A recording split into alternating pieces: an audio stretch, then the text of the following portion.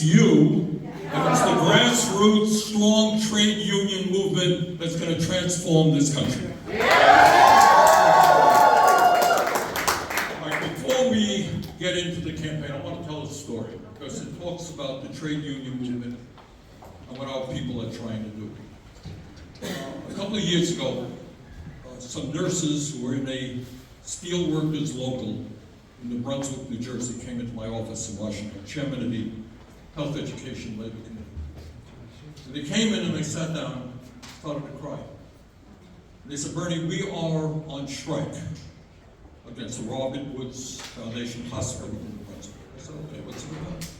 You know, usually when people go on strike, what they're talking about appropriately, higher wages, better benefits. You know what these nurses were on strike? Staffing. That's exactly right.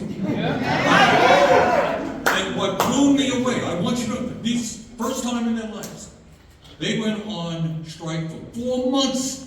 Not for, yeah, they wanted better wages. That was not the major demand. The major demand was that they wanted staffing so they could provide quality care to their patients. Yes. Isn't that extraordinary? That's right. So I've never forgotten that. And we're proud to have worked with them, helped them make some real progress in their demands. And we work through my office with striking workers all over this country. So what is this campaign about? What this campaign is about is that working people throughout this country are angry, and they have a right to be angry. That's right. You know why they're angry?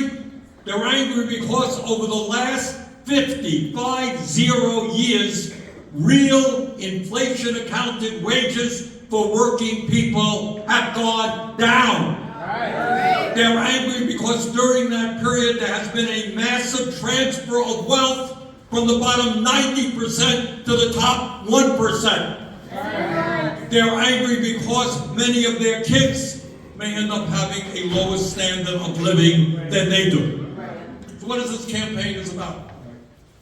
What this campaign is about, among other things, is growing the trade union movement. And I want to congratulate all of you, because what we have seen in the last several years is an unprecedented militancy on the part of working people throughout this country who are standing up to corporate greed and telling the people on top our economy belongs to all, not just the CEOs. That's right.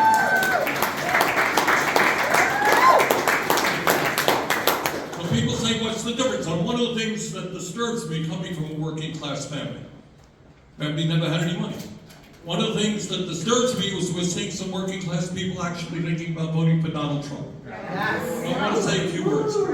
If you are out there in Pennsylvania or any place else, and you understand that it's important to join a union so you can engage in collective bargaining and earn decent wages and have decent benefits, understand Kamala Harris believes strongly that we need to pass the PRO Act to make it easier for workers. Millions of workers want. They want to join the union. But right now, corporate greed is breaking unions through illegal activity. Kamala Harris says, yes, we're going to pass the PRO Act. My committee, I'm proud to say, got out of committee for the first time in history. I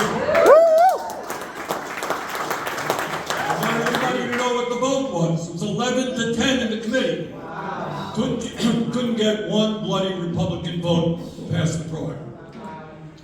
Donald Trump, well, his view on the PRO Act is he would veto it if passed. In America today, we have 20 million workers earning starvation wages. Okay? The federal minimum wage in Washington right now, the national minimum wage, is $7.25 an hour. Has not been raised since 2009. That's not right. It's an embarrassment. It's an embarrassment. All right? Now, I believe that we should raise the minimum wage to $17 an hour. She says at least 15. You know what Donald Trump and the Republicans say? Nothing.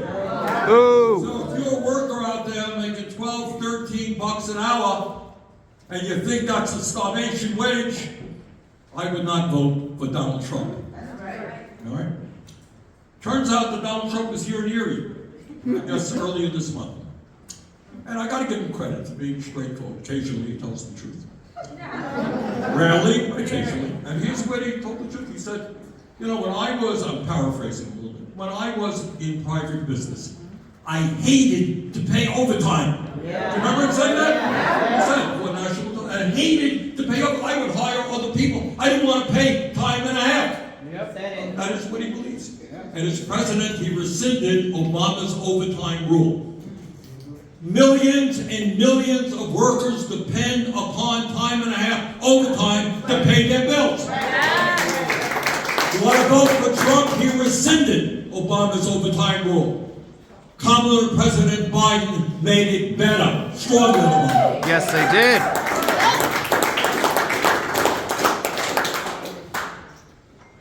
So I think the choice is pretty clear for working people. And what we have got to do now is not only defeat Trump, for not only economic reasons. I mean, as important as the economic reasons are, motivate me. We believe that in the United States, women have a right to control their own bodies.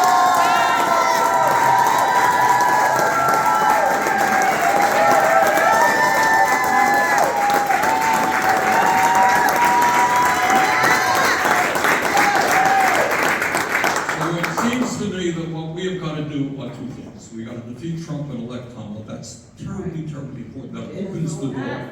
But even that is not enough. What we have got to understand that in terms of protecting the interests of working class people, we are far behind many, many other countries. You all know that? All right. Today in America, you have an economy which is doing fantastic for the people on top. The top 1% have never, ever had it so good.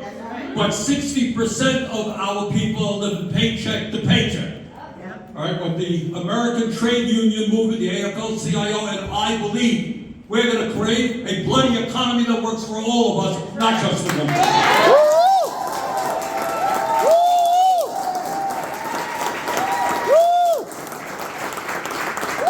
And that ain't easy.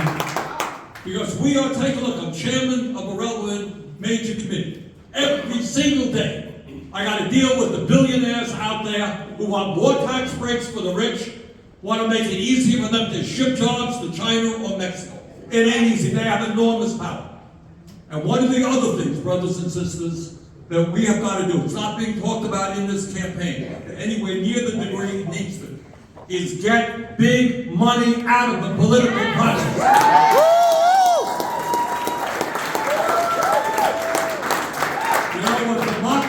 Is about is you get a vote, I get a vote. Majority wins. That's American democracy. It is not Elon Musk and other billionaires pouring hundreds of millions of dollars to elect candidates who protect the interests of the rich. That's right. Don't trust the Republicans. You got too many billionaires putting money to the Democrats as well.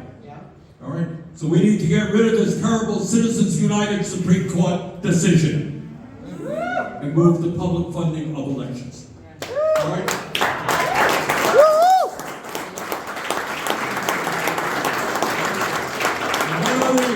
I know that many of you, when you sit down and negotiate contracts, the first thing that the bosses say is, well, can't give you a wage increase this year because healthcare costs have gone up, right?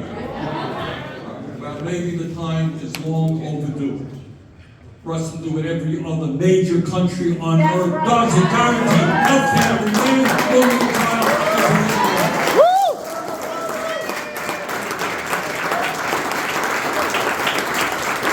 Maybe we should not be the only major country on earth not to have paid family and medical leave. That's right. And maybe we should not be the country on earth that has more income and wealth inequality and to demand finally that the billionaire class start paying its fair share of taxes.